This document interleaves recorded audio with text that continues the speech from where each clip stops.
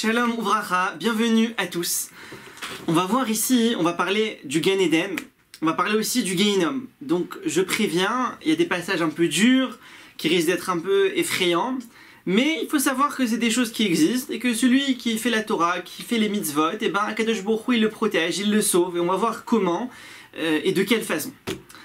Alors, Akadosh Baruch Hu, lorsqu'il a créé les Neshamot, les âmes, toutes les âmes, alors il leur a donné, chaque âme, à sa création, Hachem, il lui a donné un habit de lumière, un habit qui vient du Gan Eden, un habit qui vient de là-bas.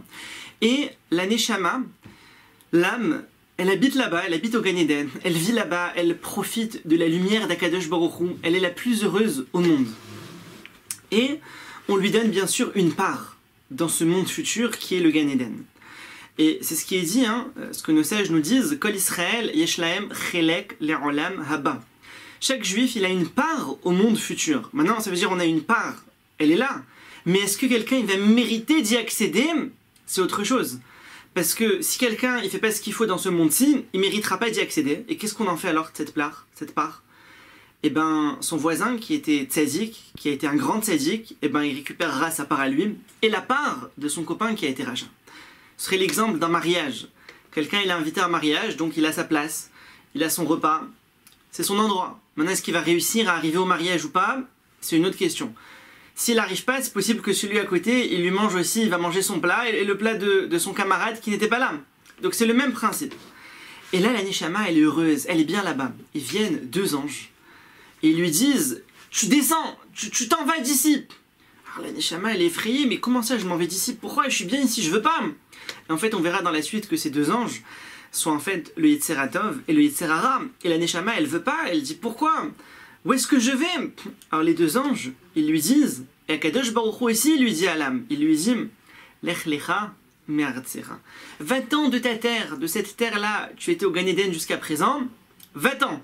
Umi molad techa, et de l'endroit où tu es né, Umi bet avicha, et de la maison de ton père, de chez Akadosh Baruch Hu, tu étais chez ton père jusqu'à présent, El haaretz asher ereka, vers la terre que je te montrerai. Et donc en fait, c'est la descente de la Neshama, de l'âme, dans ce monde-ci. Là, la Neshama, elle va descendre, elle va rentrer dans le corps d'une femme qui va être enceinte jusqu'à la naissance. Et là, dans ce monde-ci, elle va s'accomplir, ça va être le travail de toute une vie pour accomplir ce pourquoi elle est venue dans ce monde-ci. Et là, avant de descendre, les deux anges, ils prennent l'âme, ils lui disent « Attends, avant de descendre, on va te montrer quelque chose au Gan Eden. » Et ils commencent à faire circuler l'âme dans tout le Gan Eden. Et donc ils lui montrent les chambres, les palais, les hechalot, je ne sais pas si on peut dire le mot temple en français, c'est pas ce qui correspond le mieux, mais on va dire temple. Et les étages, les niveaux, ils lui montrent tout.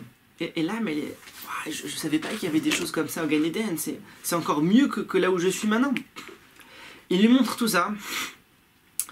Et bien sûr, il lui montre la part des tzadikim. Il dit voilà, tel tzadik, il a reçu tel endroit. Waouh, magnifique. Tel tzadik, il a reçu tel endroit. Waouh, incroyable. Et la Neshama, elle regarde tout ça. Et là, ils arrivent, ils lui montrent, ils disent voilà, tu vois là, ces palais, ces Echalin, il y en a 42. Chacun avec un arc-en-ciel de couleurs. Alors la Neshama, elle dit mais c'est quoi? Et elle dit ça, c'est ceux qui ont lu le premier paragraphe du Kriyat Shema. Ils ont fait leur Kriyat Shema le matin et le soir. Je rappelle à tout le monde qu'il y a une mitzvah de la Torah de lire le texte du Kriyat Shema, Shema Israël Hashem Elokeinu, ainsi que les 3 paragraphes le matin et le soir. Il y a des horaires. Le matin, il y a une heure limite. Chacun y regardera dans son calendrier en fonction de sa ville. Et le soir aussi, à partir de la tombée de la nuit, jusqu'à Chatzot ou sinon jusqu'au lever du matin. Il faudra lire le Kriyat Shema. Et là, les anges, ils continuent. Et il lui montre 72 fenêtres. Et là aussi, des fenêtres merveilleuses, un arc-en-ciel de couleurs. Et la Neshama, elle demande, c'est quoi? Et ceux qui ont lu les 72 mots qui sont dans le 2e paragraphe du Kriyat Shema. Et là, la Neshama, elle dit, mais c'est incroyable, c'est merveilleux. Et ils continuent leur chemin et ils montrent encore plus à la Neshama. Ils lui montrent les étages. Et là, ils lui montrent 50 étages, avec aussi un arc-en-ciel de couleurs. La Neshama, elle est émerveillée, elle dit mais c'est quoi? Ils disent c'est ceux qui ont lu les 50 mots dans le deuxième paragraphe, à partir de Vesamtem jusqu'à la fin, il y a 50 mots. Ils disent ceux qui ont lu ça, ils méritent ces étages-là au Gan Eden. Et Neshama, elle dit, mais comment je peux mériter? J'ai vu les places des tzadikim, j'ai vu tout ça, comment je peux mériter tout ça? Alors les anges, ils lui disent, Berit savon tochalena, dans la peine tu le mangeras. Il dit, c'est-à-dire quoi? Dans la peine? Quelle peine? De quoi il s'agit? Ils lui disent, Naase venishma. Tu feras, on fera, et on écoutera. On fera, ils lui disent les anges, c'est les mitzvot positives. Toutes les mitzvot positives que tu feras durant ta vie. Et Nishma, on a entendu toutes les paroles de Torah que tu auras entendues durant ta vie. Et il dit, c'est ça qui va te faire mériter telle et telle place dans le monde futur. Et là, ils prennent la Neshama du Gan Eden, ils disent, on y va. Mais attention, on ne descend pas tout de suite dans le monde. On va d'abord passer par le Gehinom. On va voir là-bas ce qui se passe. Et là, ils emmènent la Neshama au Gehinom. Et cette Neshama, elle a au-dessus d'elle une nuée de feu qui lui permet de s'éclairer. Ils lui disent, écoute, le Gehinom, c'est un endroit où il n'y a pas le jour, la nuit. Là, il fait tout le temps nuit. Il n'y a pas de lumière, c'est tout le temps obscur, c'est tout le temps ténébreux. Il n'y a rien. Et la Neshama, elle a cette nuée de feu qui la guide, qui l'éclaire.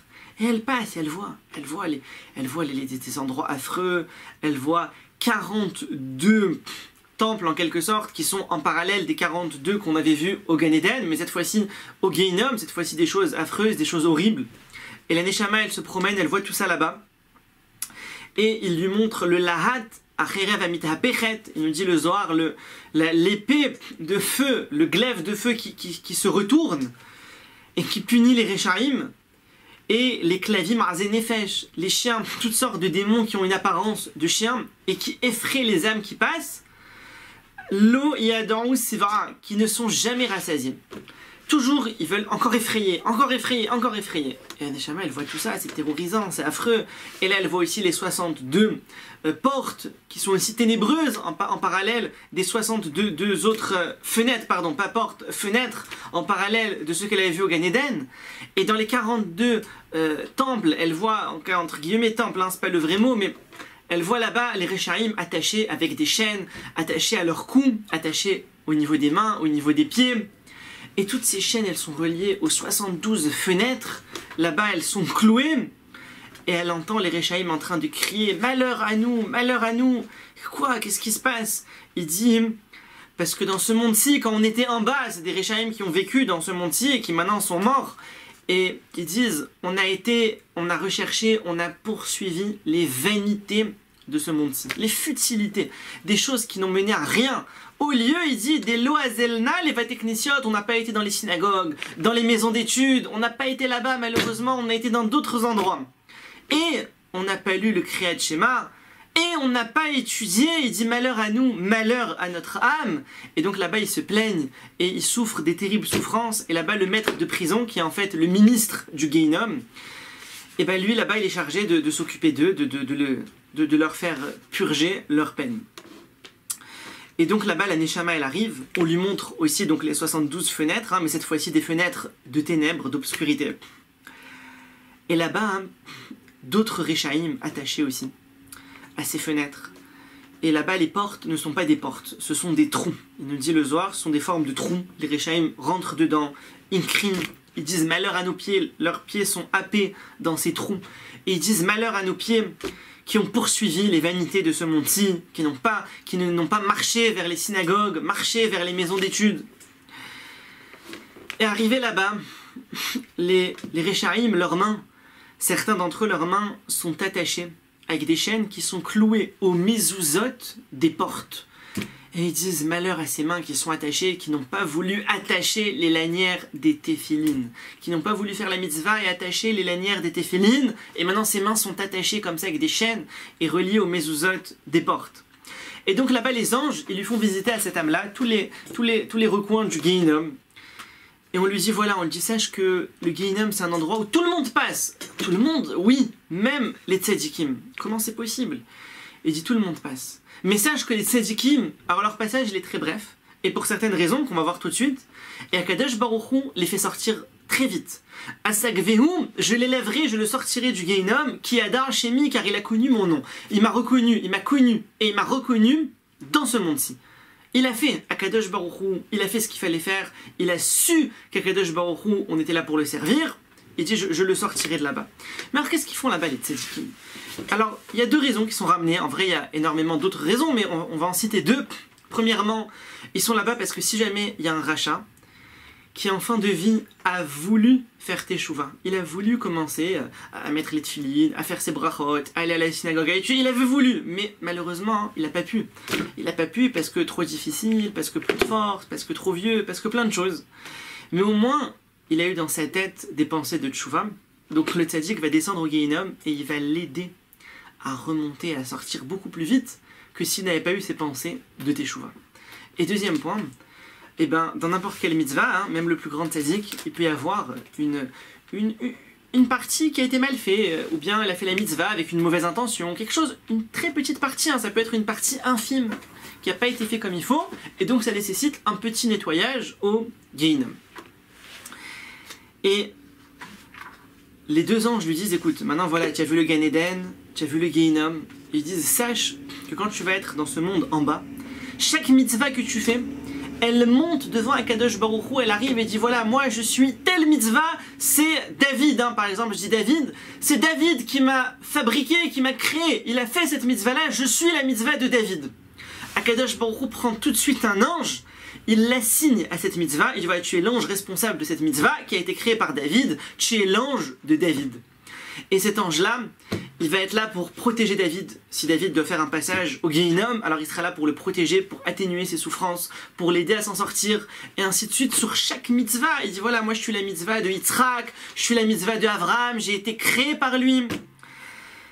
Et sur chaque parole de Torah, il lui dit attention, chaque mot de Torah, un ange est créé aussi.